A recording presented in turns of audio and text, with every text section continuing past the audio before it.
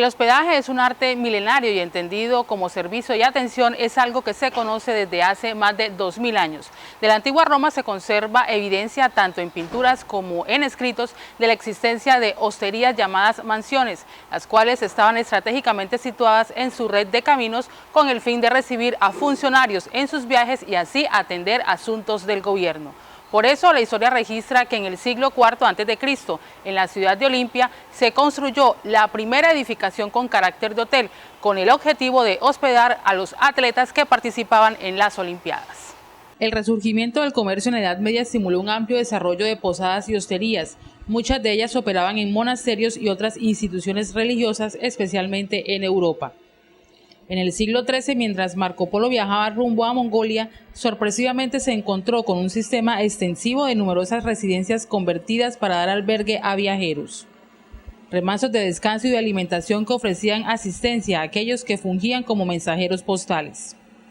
El concepto moderno de hotel surgió con toda seguridad en el siglo pasado, cuando se construyeron los primeros edificios con el fin específico de albergar viajeros en medio de grandes comodidades. Pero es con la revolución industrial que el desarrollo hotelero se abre paso definitivamente. El ferrocarril tuvo un gran impacto en el desarrollo de la hotelería. El hecho de poder viajar más rápido y cómodamente fue eliminando los establecimientos que daban servicio a las diligencias y a sus usuarios. En América el primer hotel se construyó en México en el año de 1525. En Colombia el primer hotel fue fundado en 1889. Su nombre era América, ubicado en la ciudad de Honda. Eso debido a que el río Magdalena constituía la principal vía de comunicación al interior del país. En 1904 en Girardot, puerto fluvial, se constituyó el segundo hotel conocido como San Germán. En 1916 en Cali se fundó el Hotel Méndez. En 1918 el Hotel Lusitana en Ibagué. En 1921 se creó el Hotel Regina en Bogotá, el primer hotel de lujo en el país. En Cartagena el primer hotel construido es el Hotel Plaza Bolívar en 1945. Luego, en 1946, se creó el Hotel Caribe y en 1965 se fundó el Hotel Americano, el primer hotel con casino propio. La industria hotelera ha ido evolucionando a través del tiempo, tiene su propio desarrollo y progreso, ha venido corrigiendo sus imperfecciones y mejorando su estructura organizativa. La historia de la hotelería en Colombia registra que fue en Barrancabermeja donde la nación construyó el primer hotel de su propiedad, el Hotel Pipatón.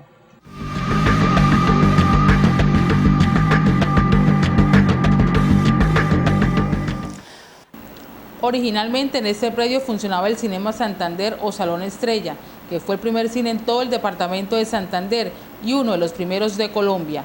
Lastimosamente sufrió un incendio que acabó con la estructura en su totalidad. El Hotel Pipatón tiene como antecedente el inicio por parte del Gobierno Nacional de un plan de construcción de hoteles paralelo a la adecuación de vías y demás medios de comunicación con el propósito de fomentar el turismo como una industria que daría considerables beneficios económicos a la nación. Bueno, en 1936 el presidente López Pumarejo, cuando toma la presidencia, él ha traído de Europa una tarjeta donde se registra la entrada y salida de los turistas y el monto que ellos han invertido en el país. Entonces los primeros resultados que da ese tarjetón es que en 1936 llegaron a Colombia 40.000 turistas y ellos habían invertido en su momento 3.250.000 pesos de la época. Si miramos las cifras del Banco de la República, equivalía al 10% del Producto Interno Bruto. Hoy el turismo no llega al 4% del Producto Interno Bruto. Y si miramos que nosotros vendimos a Panamá por 25 millones de dólares, entonces vemos que era una gran inversión. La Oficina Nacional de Turismo recopiló información sobre rutas y conexiones entre ellas, sobre fuentes termominerales, balnearios o piscinas, capacidad y tarifa de los hoteles y demás datos referentes al renglón. Durante el primer gobierno de Alfonso López Pumarejo, por decreto 1615 de 1936, se estableció la tarjeta de turismo con el fin de facilitar la entrada de extranjeros al país y se concedieron permisos de 72 horas para los turistas que visitaran puertos colombianos. Ya en 1937 se hablaba del ingreso de 40.000 turistas y de una entrada de 3.250.000 pesos, que aunque baja en comparación con otros países, demostraba el despegue de la industria. Con tal razón se pidió al gobierno la asignación de partidas para fomentar el turismo y poder usufructuar los beneficios consiguientes. En su momento, el 10% del Producto Interno Bruto del país. Por lo tanto, el presidente saca un decreto ley, el 538, del 24 de marzo de 1937, donde se ordena la construcción de hoteles, bañarios y termitas nacionales. La primera expresión de un hotel nacional es el Hotel Pipatón. Y de hecho, sus primeros planos dicen Hotel Nacional. Entonces quedaba equidistante de Barranquilla, la Puerta de Oro de Colombia, a Honda, que era donde se hacían todos los transbordos, porque de ahí de Honda hacia Bogotá, hacia el interior del país, no se puede navegar.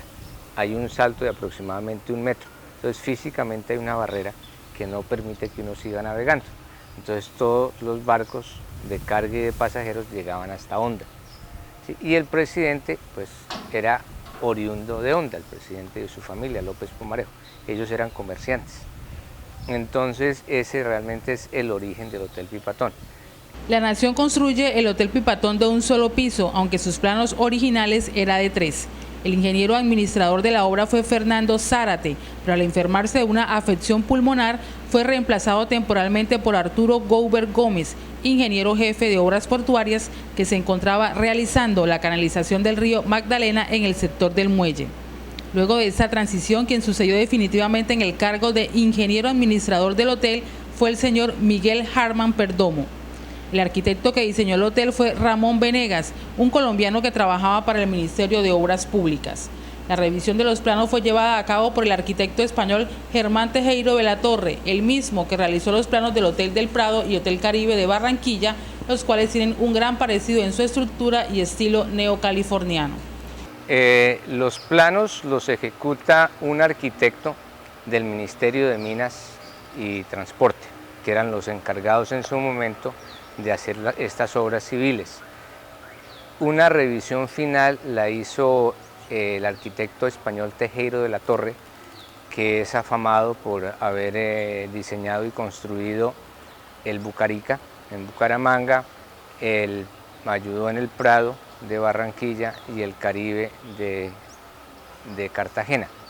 La arquitectura puede tener 2 nombres dependiendo del gusto de uno. Típicamente se llama arquitectura republicana por aquello de los españoles que vinieron huyendo de la guerra civil y entonces hacían parte de los que peleaban por la república y les tocó salir del país. Y la otra se llama arquitectura neocaliforniana, que es lo que podemos ver en las películas del Zorro y ese del oeste, donde hay unos rasgos españoles coloniales, los arcos son árabes, entonces, que es la estructura.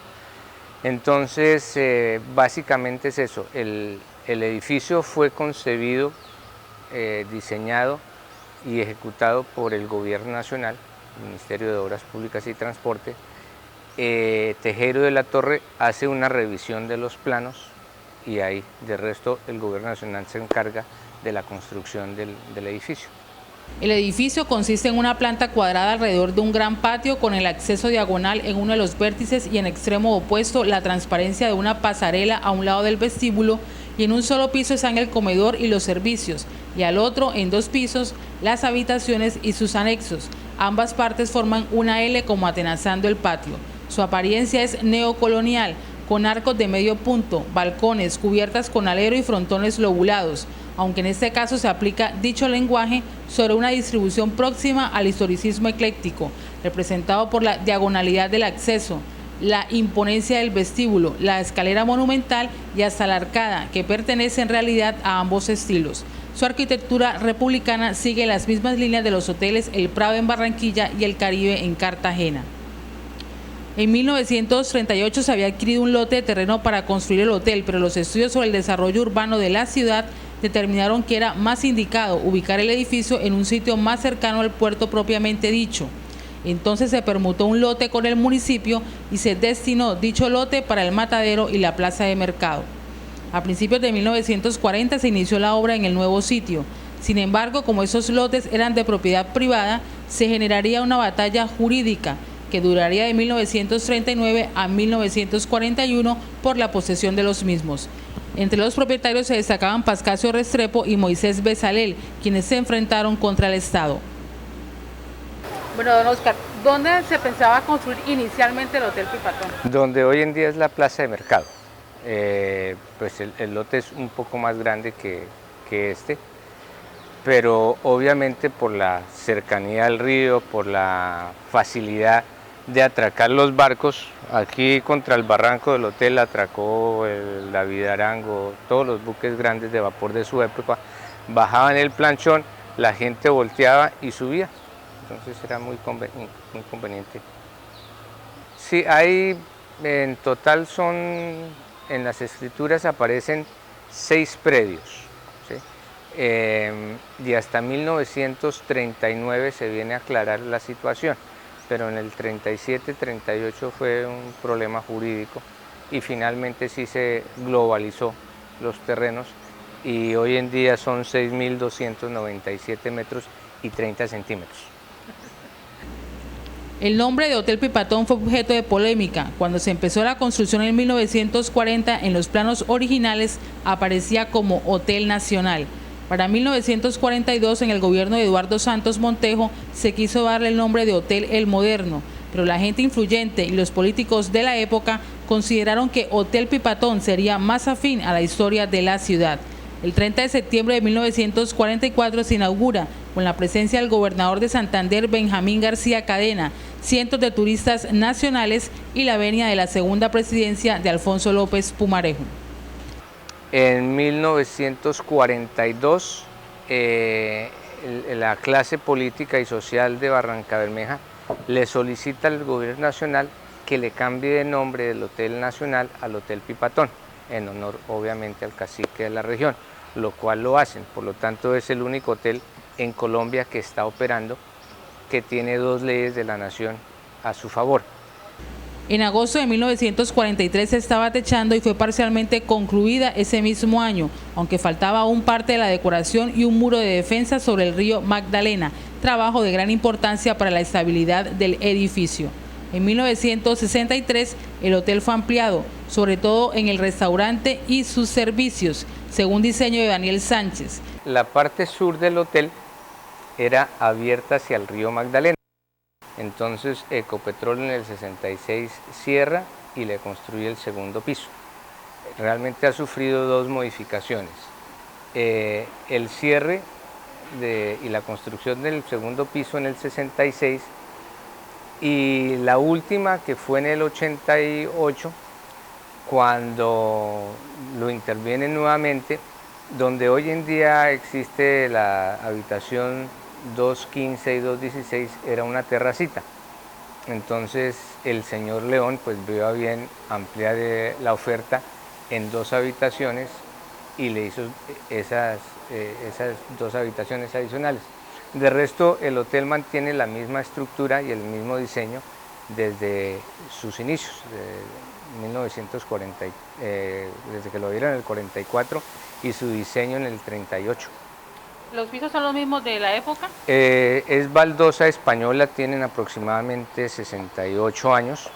Es lo único que no se le va a cambiar al hotel. Ya el 75% de las habitaciones han sido totalmente remodeladas. El hotel hoy en día es el único hotel certificado por el Gobierno Nacional Incontec de 4 estrellas. Fue el primero en Santander, ahorita creo que hay uno más. Nosotros tenemos servicio de piscina que está abierta al público de 9 de la mañana a 9 de la noche, de domingo a domingo. Los servicios ya propios del hotel, el restaurante abierto desde las 5:30 de la mañana hasta las 9 de la noche. Servicio de habitación igual desde las 7 de la mañana hasta las 10 de la noche. Internamente el edificio tiene servicio de internet Wi-Fi totalmente abierto para los huéspedes, tiene cajillas de seguridad, servicios cerrado de televisión, es para también su seguridad,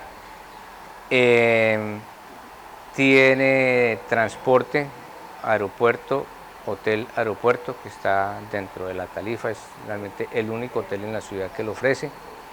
Entonces tenemos los servicios complementarios para los requerimientos de ley para un hotel 4 estrellas. En 1956 se le hace una transferencia de título de propiedad al municipio de Barrancabermeja y a Ecopetrol. Este último, en el año de 1966, construye el segundo piso siguiendo el estilo original. En 1958, el gobierno nacional le cede al municipio el hotel y sus terrenos. El hotel era abierto en la parte de atrás y a Ecopetrol, y a Ecopetrol. En 1966, Ecopetrol encierra el edificio y le construye el segundo piso. Y le entrega sus derechos al municipio. Entonces ya queda el municipio con el 100% de la propiedad. El municipio lo opera hasta 1980. En los años 70 decae el hotel por fallas administrativas por causa de los concejales de la época, que lo convirtieron en su caja menor. Posteriormente, Ecopetrol lo entrega al municipio de Barrancabermeja y el hotel funciona hasta el año de 1980. Infortunadamente, la década de los 70, el Hotel Pipatón se convierte en la caja menor del honorable consejo y el honorable alcalde de turno, donde pues ahí sí, los famosos carruseles de 3 meses, 3 meses, 3 meses, y todos los años flotaba en el hotel, había una partida, es así, todos los años el consejo sacaba una partida para flotar el hotel, para que tuviera plata, más los mismos concejales pagaban con vales. Entonces pues había una plata que venía del municipio, pero no había plata para pagar, entonces siempre se sumaba la plata. Desde 1980 a 1988 el hotel estuvo abandonado debido a la quiebra ocasionada por los malos manejos y saqueos de los políticos de turno. A esto se le añade el deterioro causado por la toma y usufructo de las instalaciones por parte de los campesinos que huían del recrudecimiento de la violencia en el Magdalena Medio. En 1988 el señor Carlos Alberto León le propone al municipio hacer una sociedad mixta donde el municipio pone el hotel y el señor León el dinero en un negocio de un 50-50%. En 1995, en la segunda alcaldía de Elkin Bueno Altaona, el municipio le vende al señor León, quien se queda con la propiedad en un 100%, y este a su vez vende a Hildebrando Arévalo Huertas, actual dueño, en el año 2000. En 1980, el municipio se vio obligado a cerrar la estructura, ya el Hotel Pipatón, y dura cerrado aproximadamente 8 o 9 años.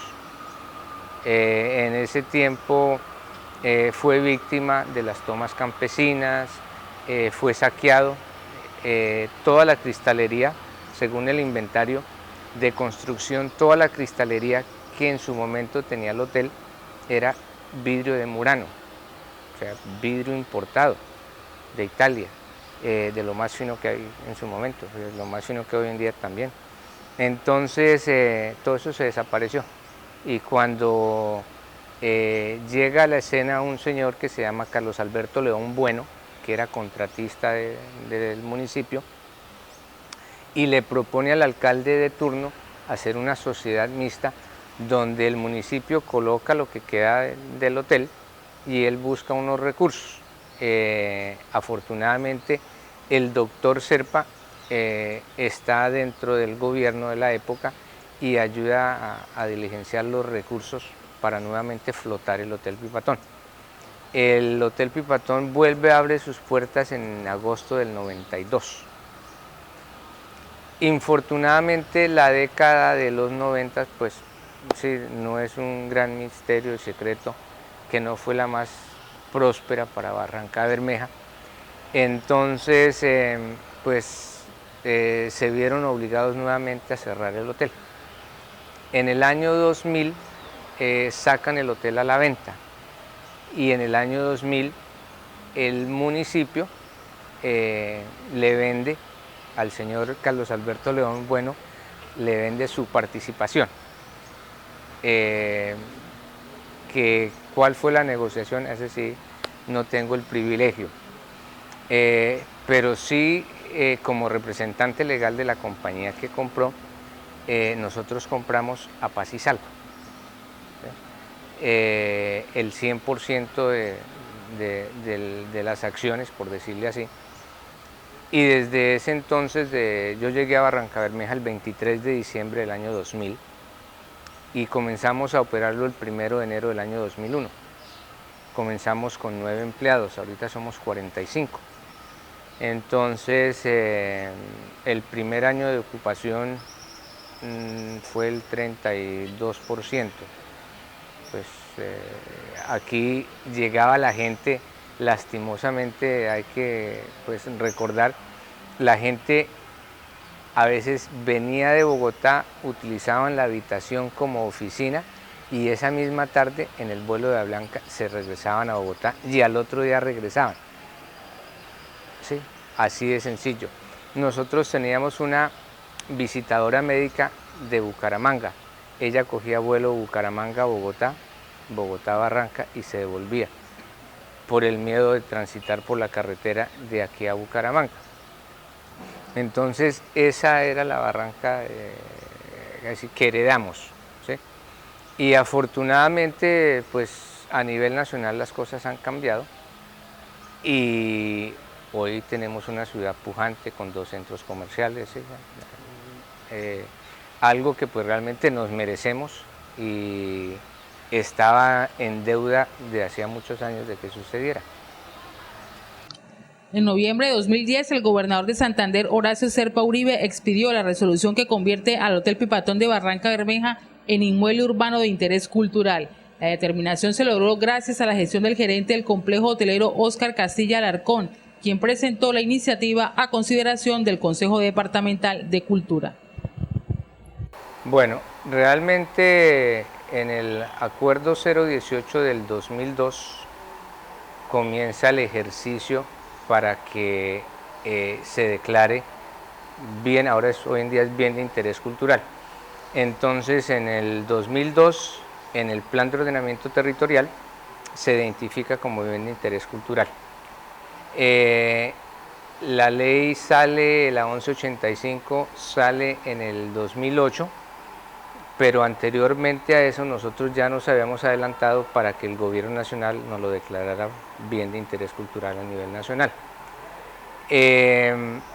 Fue una pelea amigable con el municipio porque infortunadamente no estaba muy claro la interpretación de la ley. Entonces esa ley para el municipio aplicaba para todo territorio nacional menos para Barrancabermeja. Y normalmente es así, todavía no he entendido ese mecanismo.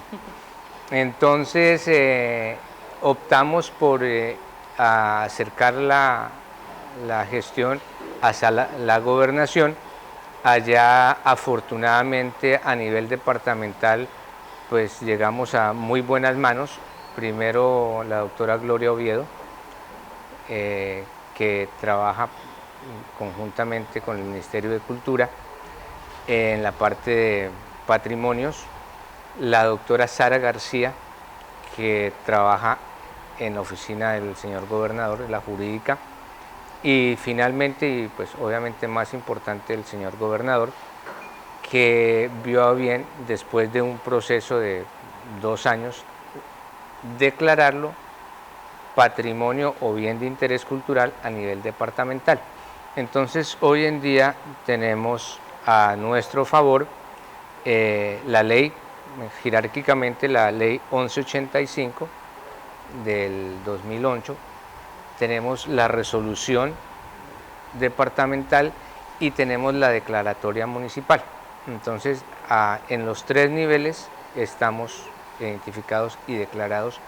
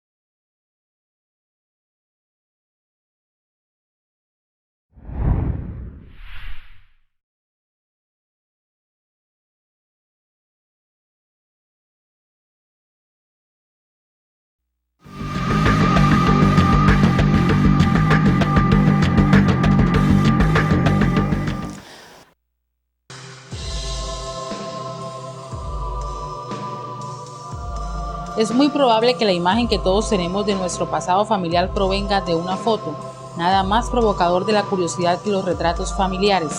Es difícil permanecer impasible ante una foto hogareña.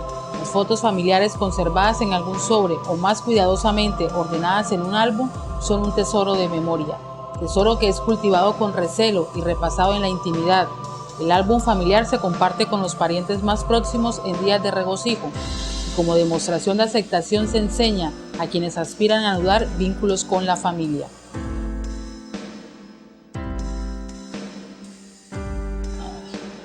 De esta manera, las fotos familiares nos brindan el placer de rememorar eventos y fantasías de antaño, pero también concitan el dolor de recordar la pérdida de nuestros padres, cónyuges, hermanos o parientes. Las fotografías nos ayudan a evocar el pasado íntimo, a recuperar de inmediato lo que hemos olvidado y a rememorar lo que consciente o accidentalmente evocamos. Uno de los atractivos principales de la fotografía reside en su capacidad de preservar huellas de vidas pasadas.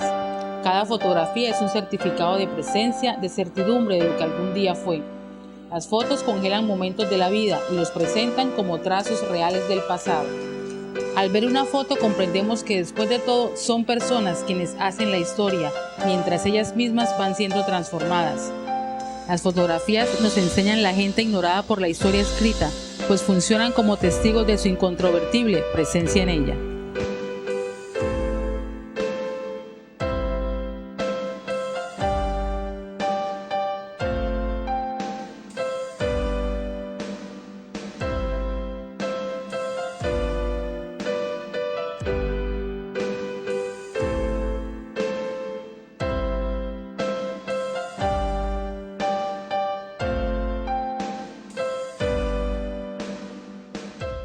Hoy el baúl de la familia Romero Díaz se abre para recordar a Ezequiel Romero Llerena, el Cheque.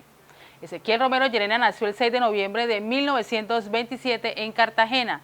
Don Ezequiel Romero, a quien cariñosamente llamaban Cheque, fue un hombre que desde que pisó estas tierras empezó a trabajar por el mejoramiento en la calidad de vida de sus habitantes.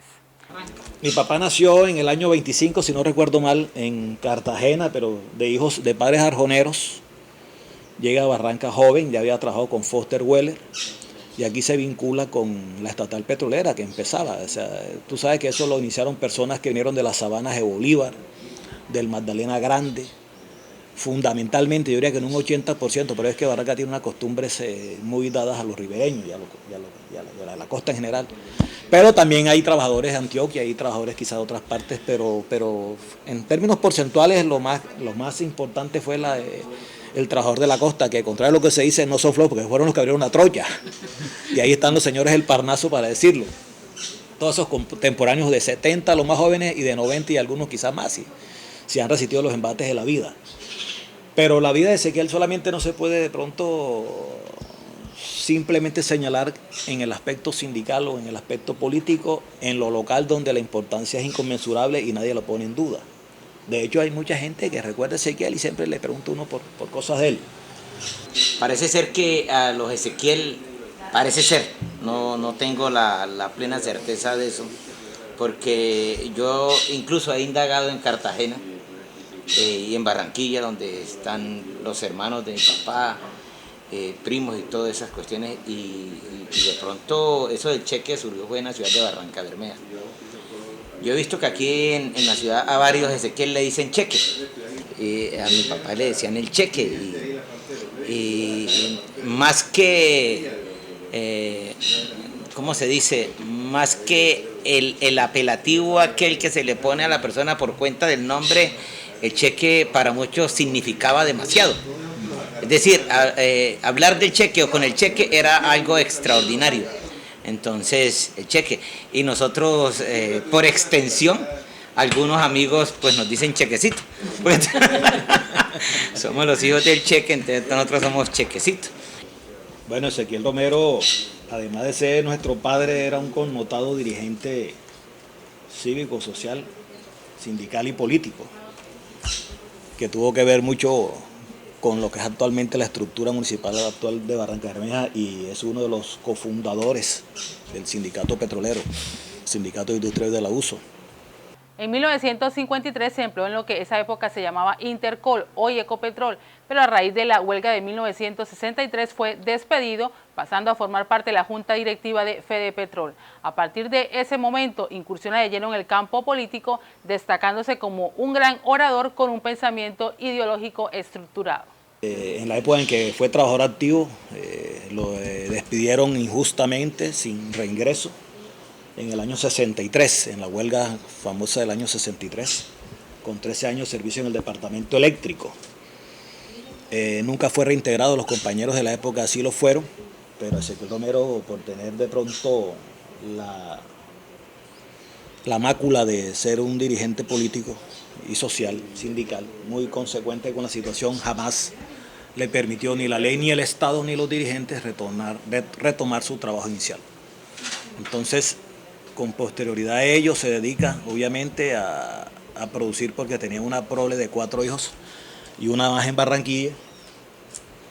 Y se trabaja, se rebusca, si vale la expresión, como oficinista empírico, elaboraba declaraciones de renta, hacía escritos de contabilidad.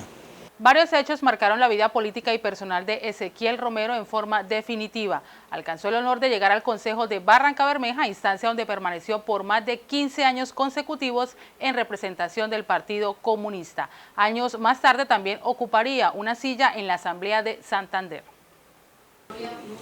Alternaba su actividad política y su actividad laboral con la labor social, cívica, comunal y comunitaria, ya que durante varios periodos sucesivos fue presidente de la Acción Comunal del barrio Santo Antonio de Alán, donde nos encontramos en estos momentos.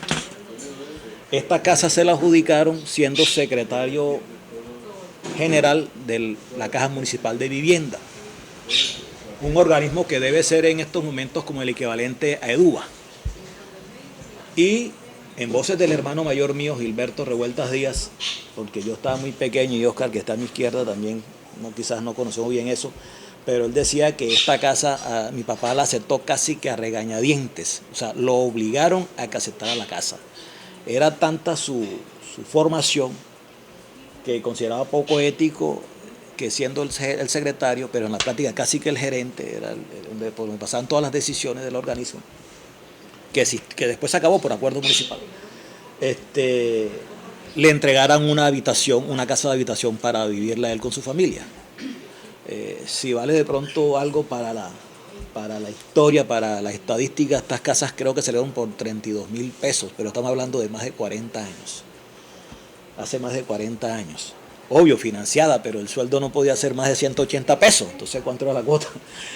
Sin embargo, bueno, coetáneamente con todo eso que mi papá desarrolló como servidor público por decreto y su labor barrial, comunitaria, social, además de la política y la sindical, siguió vinculado a las tareas, ya no como activista, pero sí como tras bambalinas del sindicato, porque siempre era la persona a la cual se le consultaban las cosas. Nadie puede desconocer en Barrancabermeja la importancia de Ezequiel Romero. Yo aprovecho de todos modos, se lo he comentado a varios amigos en algunos foros de discusión formales e informales, que uno a veces se da una rodadita por el consejo y encuentra que hacen un minuto de honor en silencio a Leonardo Posada, a Minta, a los líderes que fueron, a Ricardo Lara Pará, que todos pasaron por los estrados del consejo. Pero ellos tienen un elemento en común, que es que a todos los mataron las balas del Estado, y no todos eran de la izquierda. Sin embargo, Ezequiel Romero, con toda la trascendencia que tiene para este municipio, porque le pasa algo, y perdón que traiga a colación a Emeterio, que muerto hacía más daño que vivo. Ezequiel Romero lo recuerda más la gente ahora después, fallecido 20 años casi después, que incluso en vida, porque obviamente en cualquier momento se tropezaba uno con Ezequiel en cualquier calle de avenida de Barrancabermeja. Y a mí me da cierta tristeza como hijo que no se nombre a Ezequiel Romero, que fue uno de los candidatos, que fue uno de los concejales vitalicios de Barrancabermeja. Ezequiel Romero no fue concejal más nunca en Barrancabermeja porque no lo quiso, por su salud, por su familia, por las amenazas. Yo no podría precisártelo, pero mi papá fue concejal varias veces en los años 80. ¿Y en los 70s? 70 y 80. Fue el sempiterno candidato y concejal del Partido Comunista a la época, porque cuando César Martínez llega al consejo, creo que llega por la UP, sí, que es el partido político que surge después de los acuerdos de paz de Belisario con las guerrillas de la FARC. Producto también de esa de esa arremetida del Estado, pues César en un atentado queda sin piernas. Sigue siendo amigo de la familia, por aquí hay algunas fotos de los hijos. Y esa es como un poco la importancia del nivel político en lo local de Ezequiel. En la década de 1970 el Partido Comunista participó activamente en la conformación de la Unión Nacional de Oposición 1, junto al Movimiento Amplio Colombiano más Escisión de la NAPO y el Movimiento Obrero Independiente y Revolucionario MOIR. En las listas de la 1, los comunistas lograron una presencia nacional, logrando participar en numerosos consejos y asambleas. Las divergencias con el MOIR terminaron disolviendo la 1 para finales de la década, no sin antes hacer historia en Barranca Bermeja de la mano de la Unión de Mujeres Demócratas, de la cual hizo parte su esposa Bertilda Díaz Machado. Aquí hubo una organización de mujeres demócratas y yo participaba ahí, en ese programa. Y nosotros, con todo este grupo que ve usted aquí, cuando era antes de elecciones, nosotros pues pegábamos afiches, regábamos propaganda, mejor dicho, eso sí, corriendo porque la policía nos agarraba y nos tocaba pagar escondederos a peso. La una llevaba la olla del almidón, la otra llevaba, porque en ese tiempo la olla del almidón, la otra cargaba el coso ese de embadurnar y así hasta que hacíamos lo que teníamos que hacer. Ya terminamos y nos veníamos de nuevo para acá, para la sede, a estarnos ahí, a hablar, y, en fin, a pasar un rato ahí bueno. Es que cuando veíamos la policía nosotros corríamos y nos escondíamos. Que nosotros, ya uno como que parece que nosotros ya teníamos algo con la policía, ¿sí? Y entonces nosotros corríamos y nos escondíamos por ahí, dígame, en el cementerio viejo que nos metíamos en ese cementerio. Y así fueron pasando las cosas hasta que en las elecciones yo le colaboraba mucho a Ezequiel, yo salía con él a la plaza a recolectar la gente. Nunca me subía en esos carros, no, sino en la calle. Me acuerdo tanto, usted recuerda de Gladys Tarazona de Suárez. Ella, pues nosotros fuimos bastantes conocidas, porque el papá de ella vivió allí en la esquina, y ¿cómo era que llamaba el papá de don Carlos Tarazona? Exactamente. ¿Y qué? Y entonces con ella en las elecciones pues nos encontramos allá en el comercio y me decía ella, bueno, córrale, hágale, porque se va a quedar sin nada. Me decía, eso le digo yo a usted, decía yo a Gladys Tarazona. ¿No? Y así pasamos fue una cosa muy, en esa época las cosas eran tan diferentes como ahora, que la gente tiene que, ¿cómo te explico yo? Es tan distinto a que eso que sucedió en esa época, por ejemplo, que sucediera ahora. Ahora las cosas no son así, ahora todo, la gente le van dando el golpe y matándola y eso. Sí. Eso. Mira, habíamos un grupo como de 10, 12 mujeres, pero eran todas jóvenes. Yo estaba aquí cuando eso estaba joven, aquí estoy yo, esta soy yo. Y estas son las amigas mías, ahí está.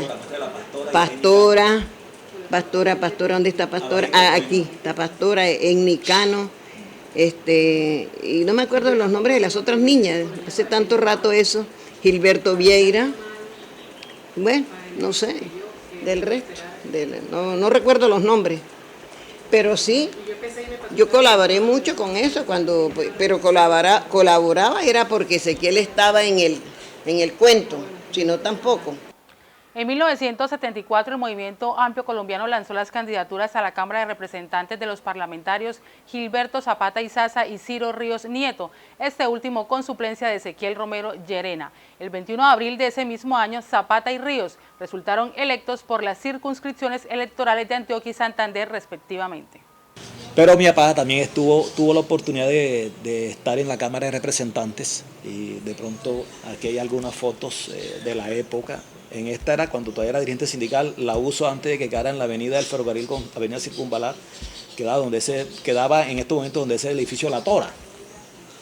Entonces aquí está acompañado de otros dirigentes políticos de la época, sindicales, perdón.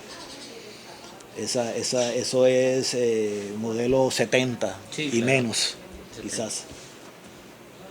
En ese paso corto por la Cámara de Representantes, mi papá era la suplencia, en esa época se hablaba de suplencias, era la suplencia del doctor Ciro Ríos Nieto.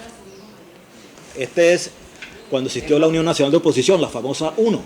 Esta foto debe ser en el parque infantil, que era donde se hacían todos los eventos cívicos, políticos y sociales en Barrancabermeja. Entonces, mi papá era el suplente, como te decía, de Ciro Ríos Nieto, un abogado prestigioso. No le decíamos el doctor, creo que era abogado. Y lo jocoso, histórico y sí, de ese tenor histórico y que se recuerda, que es memorable, es porque en esa oportunidad mi papá, siendo, obviamente aprovechando la licencia del doctor Ciro Ríos Nieto, el Congreso tenía unas partidas para que los congresistas dispusieran de ella. Yo me imagino que es lo que actualmente disfrazaron como dietas, auxilio, todo ese tipo de cosas. Pero gloriosamente para los sindicatos y muy eficazmente para ello, mi papá tan pronto se posesionó y tuvo conocimiento, dispuso esa partida para los sindicatos de la época. Obviamente uno de los sindicatos que ofreció fue el de la estatal petrolera. Y eso obviamente le generó el correspondiente jalón de orejas apenas Ciro Ríos retomó la curul, porque quién sabe qué había pensado Ciro Ríos Nieto con los dineros que tenía por la partida de la Cámara.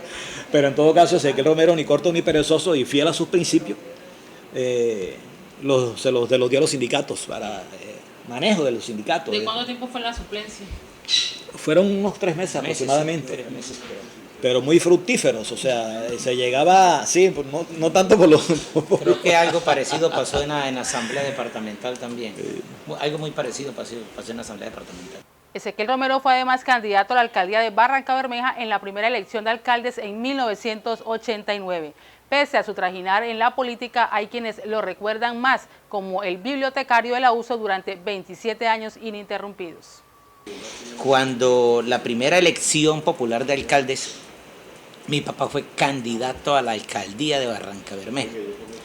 Me acuerdo que era el momento del retorno de César Martínez de Cuba luego del atentado que le hicieran y su posterior pues cercenada de piernas. César estuvo en recuperación en Cuba y cuando regresa hay un evento exactamente donde hoy queda, es más, ya quedaba ahí la construcción del edificio de la Uso Nacional, o sea, en toda la avenida del ferrocarril con carrera 28. Ahí, yo soy muy malo para contar cuántas personas hay en una manifestación, pero los que saben de eso dicen que había más de 20.000 personas, siendo mi papá candidato a la alcaldía municipal de Barrancabermeja. Y por esas cosas que Orlando ha manifestado anteriormente, mi papá declina la candidatura a la alcaldía en favor de Mario Evan Neme. Se hizo una coalición en Barrancabermeja, el partido le pide a mi papá que decline, mi papá declina, y con la consabida victoria de Rafael Fernández, que triplicó a Mario Evan. O sea, si mi papá metió 20.000 personas en la plaza y Mario sacó 7, yo no entiendo qué clase de estrategia política y electoral utilizaron en el momento. Porque perfectamente Ezequiel Romero hubiera podido ser el primer burgomaestre de la ciudad elegido popularmente. Hubiese sido Ezequiel Romero. Y yo estoy seguro al 100% y de pronto un poco más de que Barrancabermeja no estaría como está hoy día. Algunos dicen que tiene mucho progreso, pero es solo estructura física. Es decir, es hormigón y hacia arriba, porque socialmente estamos bastante corroídos. Regentó la biblioteca La Uso de manera eventual, mientras en algún momento a alguien se le encendió y determinó que Ezequiel Romero merecía pues vincularse de manera definitiva con el sindicato La Uso como trabajador de manejo de la misma. Y entonces podemos hablar de que de los 70, los 80 y parte de los 90, gran parte de los actuales personas que están en la cuarta y tercera y quinta década pasaron a averiguar algo por la biblioteca del abuso regentada desde siempre por Ezequiel Romero Llerena. Eso se puede decir que fue una bendición, el ejercicio de su cargo ahí, y una especie de dádiva, si se quiere, de la dirigencia, porque la familia siempre ha pensado que Ezequiel Romero se murió, y hasta en eso fue un privilegiado, ya que no lo mató una bala asesina del Estado, pero murió disfrutando de los servicios de Ecopetrol, que se quedaron cortos, valga decirlo, porque pensamos que hay responsabilidad médica en la muerte de mi padre, porque con tanto adelanto el cáncer lo descubren ya en los finales. Pero mi papá sigue siendo una persona tan privilegiada que no sufrió los dolores rigurosos del cáncer, no le pusieron morfina, lo redujo a la cama, lo incapacitaron casi 9 meses, un hermano mío cobraba el salario autorizado por él, porque se encontraba obviamente incapacitado, pero el cáncer lo acabó en 3 meses. Y estamos hablando del viernes 18 de junio del 93, cuando mi papá fallece. En forma callada, bastante distinta como fue su vida, Ezequiel Romero murió el 18 de junio de 1993 en la cumbre dorada de sus 66 años. Mi papá no nos dejó plata, pero nos dejó una enseñanza que llevaremos hasta el último de nuestros días. Y afortunadamente, bueno, mi papá murió de una enfermedad, no fue, como dijo Orlando, no fue ultimado por ahí en la calle ni en la casa. Y afortunadamente también murió pobre de dinero, pero muy rico en sapiencia y muy rico en valores. Y esas cosas pues nosotros hemos tratado de llevarla también, de tratar de ser coherentes con cada una de estas cosas.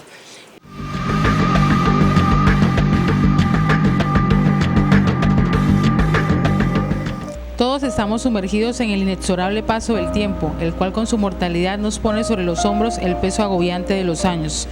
El sucesivo transcurrir del reloj nos va paulatina y despiadadamente envejeciendo. Casi no nos damos cuenta. El espejo, la mirada de los otros y el crecimiento vertiginoso de los más jóvenes o pequeños que están a nuestro lado y la llegada de las nuevas generaciones nos van delatando.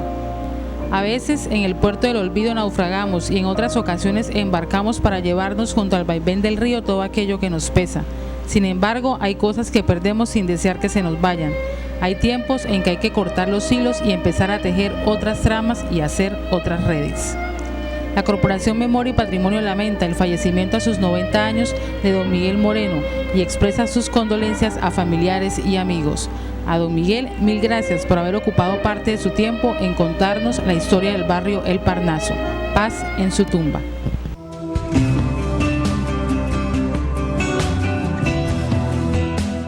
Aquí este barrio era completamente solo, estaban las casas todas desocupadas, porque no las quería ninguna así, porque que eran muy bajitas, que no sé qué, y la gente no les pasaban las cartas a los trabajadores que se habían salido favorecidos con esas cartas, con el número de las casas, y ninguno las quería, nadie. Entonces, tanto tiempo aquí, esto duró muchos años desocupado aquí, las calles todas llenas de pasto y todas esas cosas, y de pronto a mí una noche como a las 3 de la mañana que estaba prestando mi servicio de vigilancia, me llegó el capitán a recorrerme allá y entonces me llevó la carta.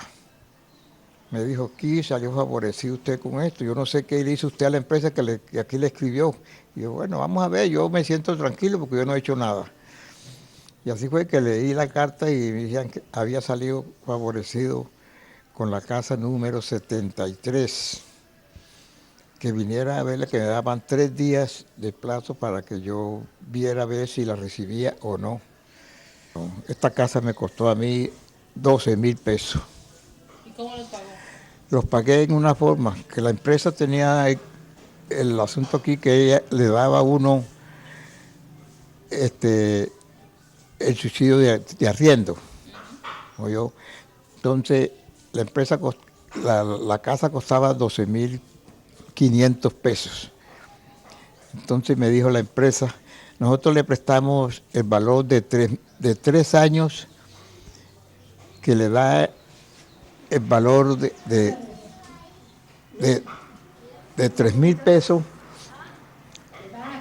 3.500 pesos por concepto de arriendo. Dura usted 3 años sin recibir el arriendo. Y yo, muy bien, yo acepto. Eso se lo pasaban de una vez al Banco Central Hipotecario, que entonces era así. Así fue que yo directamente quedé debiendo 9.000 pesos a la casa. Y duré 3 años sin recibir el arriendo. Resulta que a mí los compañeros allá de trabajo me decían, hombre, usted anda en 4 patas allá, ¿y qué va a comer sin el arriendo y sin nada, y para no sé qué? Y yo le dije, hombre, y vea, le dije yo a los compañeros, yo a la única que tenía que consultarle era a mi señora. Yo consulté con ella, me dijo que sí, que la recibiera, y ya la voy a recibir, ya vamos a vivir. Y así fue que yo no le dije nada. Duré 3 días trabajando aquí y ella no sabía para dónde cogía yo. Cuando llegaba allá, estaba brava, porque no sabía para dónde ella quería yo. Me da tanta emoción que, bueno, que yo a los 3 días ya que la tenía casi lista, bien limpia y todas las cosas. Y yo, camine, vamos a hacer un mandado, mamita, por aquí. Nos venimos por aquí, por el lago este que había la trocha por ahí. Vamos a ver las casas estas que están por aquí, vean. Ay, ve, pero esta está limpia ya, está bonita esta casa. Y yo, ¿qué le gusta? Vamos a entrar aquí a ver. Entramos, le abrí la puerta y entró. Ay, pero esta como que ya la... Entonces... Yo le dije, esta es la casa suya. La Corporación Memoria y Patrimonio agradece su compañía y los invita a seguir tejiendo la historia con los hilos de la memoria.